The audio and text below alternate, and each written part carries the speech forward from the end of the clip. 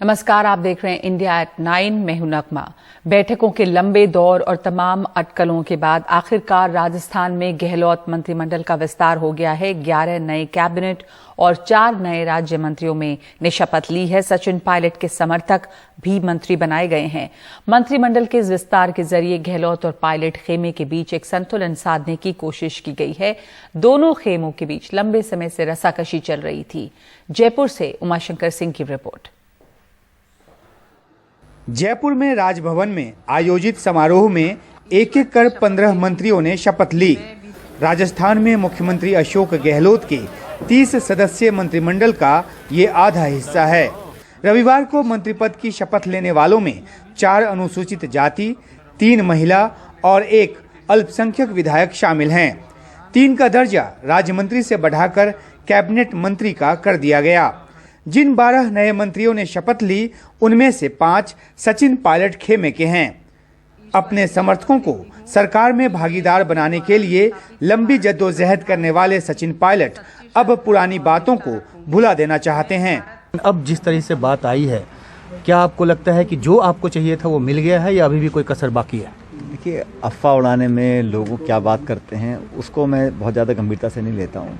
मुद्दा ये है कि हम लोगों ने कुछ पॉइंट्स इश्यूज रेज किए थे, उसका संज्ञान पार्टी ने लिया और आने वाले समय में हम लोग कैसे चुनाव दोबारा जीतें, क्योंकि हमेशा राजस्थान में 5 साल कांग्रेस, 5 साल बीजेपी, पिछले 30 साल से चल रहा है। उस परिपाटी को तोड़ने के लिए ज़रूरी है कि हम लोग कुछ अलग करें, उस वर्ग को जोड़ें जो हमसे अपेक्षा रखता है। गरीब है, दलित है, आदिवासी है, पिछड़ा है, महिला है, नौजवान है, उन लोगों की भागीदारी सुनिश्चित करें। और मुझे लगता है कि अब जो नया मंत्रिमंडल बना है उसमें समुचित रिप्रेजेंटेशन मिला है। पिछले साल जुलाई अगस्त में गहलोत से नाराजगी इतनी बढ़ी थी कि सचिन समेत उनके तमाम समर्थकों ने सरकार और संगठन के सभी पदों से इस्तीफा दे दिया था। हाईकमान के दखल के बाद करीब 1.25 साल बाद सचिन समर्थकों की सरकार में वापसी हुई है। इसके लिए सचिन जहां कांग्रेस हाईकमान का शुक्रिया अदा कर रहे हैं, वहीं मुख्यमंत्री गहलोत भी खुश नजर आ रहे हैं। ये पूरी कैबिनेट बनी है नई, एक प्रकार से जो 15 लोग नए लिए गए, उसके बाद में पूरा मैं समझता हूँ कि SC, ST, OBC, माइनॉरिटी सबको प्रयास किया गया रिप्रेजेंटेशन देने का। और अगली बार वापस सरकार कांग्रेस की बने, ये जो जनता में भावना पैदा हुई इस बार, उस भावना को, उन अपेक्षाओं पे हम खड़े उतरेंगे और अगली बार सरकार बनाने में हम लोग अब कार्यकर्ताओं कामयाब होंगे। किसी निर्दलीय को मंत्री पद नहीं मिला है। बसपा के जो 6 विधायक कांग्रेस में शामिल हुए थे, उनमें से 1 को मंत्री बनाया गया है। इस फेरबदल में अपने हिस्से कुछ न आने से भी कई विधायक नाराज हैं। अब निगमों और बोर्ड आदि में नियुक्ति के जरिए उनको संतुष्ट करने की कोशिश होगी।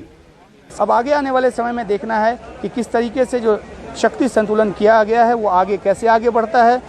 पहले जब एक आरोप लगाया गया था कि जो सचिन समर्थक मंत्री हैं उनको काम नहीं करने दिया जाता, क्या इस तरह के आरोप आगे लगते हैं या अब इस समझौता वार्ता के बाद और इस मंत्रिमंडल विस्तार के बाद कांग्रेस की अंदरूनी लड़ाई जड़ से खत्म हो जाती है? ये देखने की बात होगी, क्योंकि 2023 में चुनाव है। पार्टी एकजुट होकर लड़ने की बात कर रही है, 2024 की तैयारी की भी बात कर रही है, लेकिन अब सारा दारोमदार इन दोनों खेमों पर है कि कैसे आपस में एक सामंजस्य बिठाकर आगे बढ़ते हैं या फिर किसी तरह की खींचतान लेकर सामने आते हैं। जयपुर से उमाशंकर सिंह, NDTV इंडिया। और संयुक्त किसान मोर्चा की रविवार को बैठक हुई है, जिसमें तय हुआ है कि प्रधानमंत्री मोदी को सभी मांगों को लेकर एक पत्र भेजा जाएगा। MSP पर कानून किसानों की बड़ी मांग है और उसे पूरा किए बिना वो आंदोलन खत्म करने को तैयार नहीं है। रविवार सुबह सिंघू बॉर्डर पर पहले गुरु पर्व से जुड़ी कीर्तन यात्रा निकाली गई। सैकड़ों किसानों ने इसमें हिस्सा लिया। इसके बाद सुबह करीब 11 बजे संयुक्त किसान मोर्चा की बैठक शुरू हुई, जो करीब 2.5 घंटे चली। बैठक के बाद किसान नेताओं ने कहा कि प्रधानमंत्री ने 3 कृषि कानूनों को वापस लेने की बात कही है, उसका हम स्वागत करते हैं, लेकिन न्यूनतम समर्थन मूल्य की गारंटी का मुद्दा अभी बाकी है, जो किसानों के लिए काफी अहम है। किसान मोर्चा प्रधानमंत्री से इस मसले पर कानून बनाने की मांग करेगा। प्राइम मिनिस्टर को एक लेटर लिख रहे हैं, ये लेटर जाएगा, ये एक किस्म से इस बात के लिए हम लोगों का जेस्चर है कि आइए अब टेबल पे बैठे। आपने एक कॉन्फिडेंस मेजर लिया है और बात आगे बढ़ी है, तो आइए एक टेबल पे बैठते हैं ताकि जो एक सौहार्दपूर्ण वातावरण में इस बात को आगे बढ़ाया जा सकता हो। क्योंकि प्राइम मिनिस्टर की स्पीच में एमएसपी की व्यापकता और ट्रांसपेरेंसी के ऊपर उन्होंने कहा था कि कमेटी बनाएंगे। अब इस कमेटी की बनतर क्या होगी, टर्म ऑफ रेफरेंसेस क्या होंगे, ये सारे सवाल हैं जो अभी नेगोशिएशन में बाकी हैं। किसान नेताओं की ये भी मांग है कि पिछले 1 साल के आंदोलन के दौरान जितने किसानों की मौत हुई, सरकार उनके परिवार को मुआवजा दे, आंदोलन के दौरान किसानों के खिलाफ दर्ज मुकदमे वापस हों और बिजली बिल माफ हों। मोर्चा अपनी इन सभी मांगों को लेकर प्रधानमंत्री को एक पत्र लिखेगा।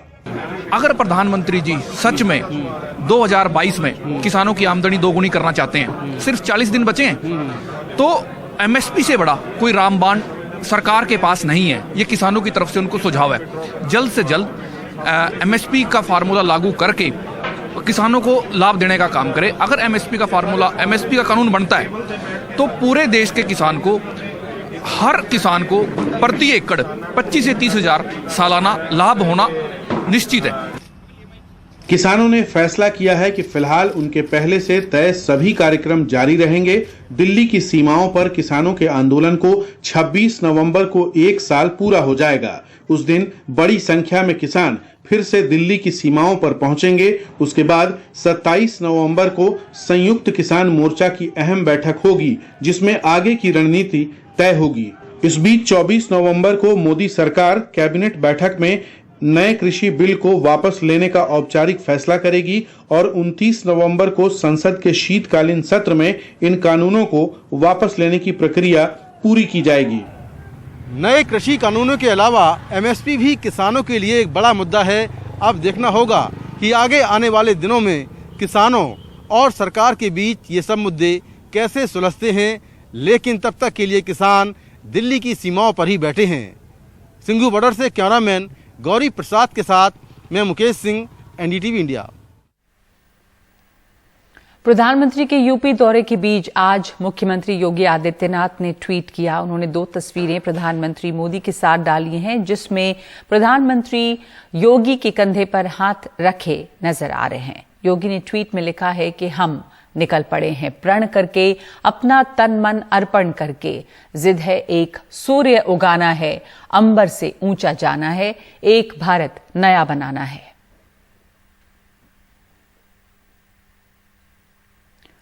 और समाजवादी पार्टी के अध्यक्ष अखिलेश यादव ने ट्वीट कर योगी आदित्यनाथ पर तंज किया। उन्होंने लिखा कि दुनिया की खातिर सियासत में कभी यूं भी करना पड़ता है, बेमन से कंधे पर रखात कुछ कदम संग चलना पड़ता है।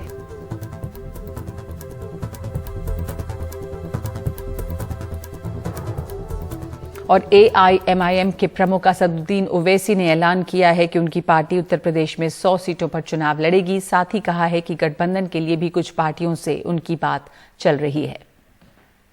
तो जैसा आपने सही कहा, हमारी पार्टी ने फैसला ले लिया कि हम 100 सीट पर चुनाव लड़ने की पूरी तैयारी कर रहे हैं।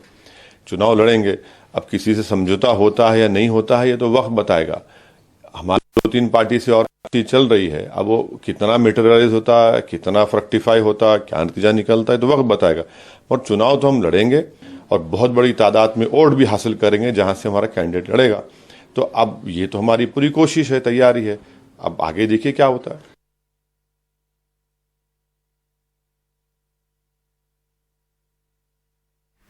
और ब्रेक के बाद और बढ़ी नौसेना की ताकत। ब्रह्मोस और बराक जैसी मिसाइलों से लैस आईएनएस विशाखापट्टनम नौसेना में हुई शामिल।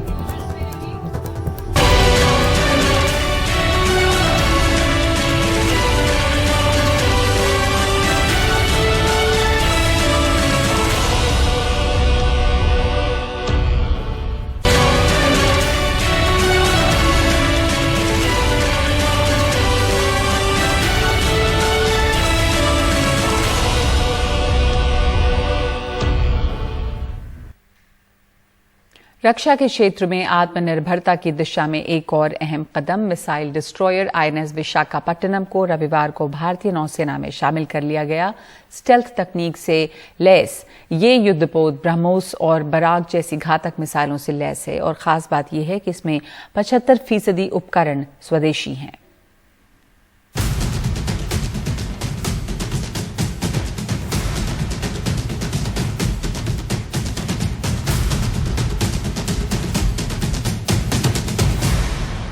भारतीय नौसेना का सबसे आधुनिक मिसाइल विध्वंसक आईएनएस विशाखापट्टनम एक ऐसा मिसाइल डिस्ट्रॉयर जो बराक और ब्रह्मोस जैसी घातक मिसाइलों से लैस है। ये मिसाइलें सतह से सतह और सतह से हवा में किसी भी टारगेट को बर्बाद कर सकती है।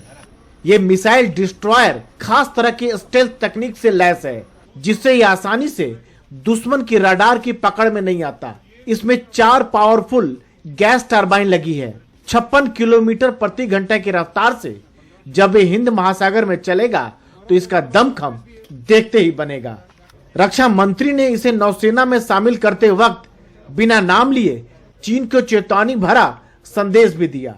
कुछ नेशंस ऐसे हैं, नेशंस क्या हैं, मैं उन्हें इररेस्पॉन्सिबल नेशन कहना चाहूंगा, जो अपने नए पार्टीजन इंटरेस्ट के लिए हेगेमोनिक टेंडेंसी से इन इंटरनेशनल लॉज की आए दिन नई नई अनुचित व्याख्याएं करते रहते हैं। यह कैरियर हमारी रीच इंडियन ओशन से बढ़ाकर पैसिफिक और अटलांटिक ओशन तक कर देगा। आईएनएस विक्रांत की कमीशनिंग न केवल नेवी के लिए बल्कि इंडियन डिफेंस हिस्ट्री में भी एक गोल्डन मोमेंट होगा। 163 मीटर लंबा आईएनएस विशाखापट्टनम 17 मीटर चौड़ा है। वजन है 7400 टन। यह युद्धपोत एक साथ कई मिशन को अंजाम दे सकता है। इसमें अत्याधुनिक सेंसर लगे हैं। परमाणु या रासायनिक हमलों का जवाब देने में यह सक्षम है। खास बात यह है कि इसमें 75% उपकरण या हथियार स्वदेशी हैं। नौसेना के सामने खड़ी चुनौतियों का जवाब देने के लिए ये पूरी तरह तैयार है। हमने काफी कुछ प्रूव किया है। जो हमारा ऑनबोर्ड प्रोपल्शन है, ऑनबोर्ड ऑक्सिलरी सिस्टम्स हैं, हमारे गन्स, हमारे सेंसर्स, रेडार्स जो आपको ऊपर दिखते हैं, प्रोग्रेसिवली हमने इन सभी को प्रूव किया है। आईएनएस विशाखापट्टनम एक स्टेल्थ गाइडेड मिसाइल डिस्ट्रॉयर है जो विशाखापट्टनम क्लास का पहला जहाज है। अगर हम इस जहाज की कोलकाता क्लास जहाज से तुलना करें तो न सिर्फ रेडार से छुपने का जो क्षमता है उसमें बढ़ोतरी हुई है, बल्कि जो जहाज के मारक क्षमता है उसमें भी कई हद तक बढ़ोतरी हुई है। नौसेना के प्रोजेक्ट 15B के तहत इस युद्धपोत को मुंबई के मझगांव डॉकयार्ड में बनाया गया है। ऐसे 3 और युद्धपोत अभी नौसेना में शामिल होने वाले हैं, जिससे नौसेना की ताकत में काफी इजाफा होगा। मुंबई से सौरभ गुप्ता के साथ नई दिल्ली में राजीव रंजन, एनडीटीवी इंडिया।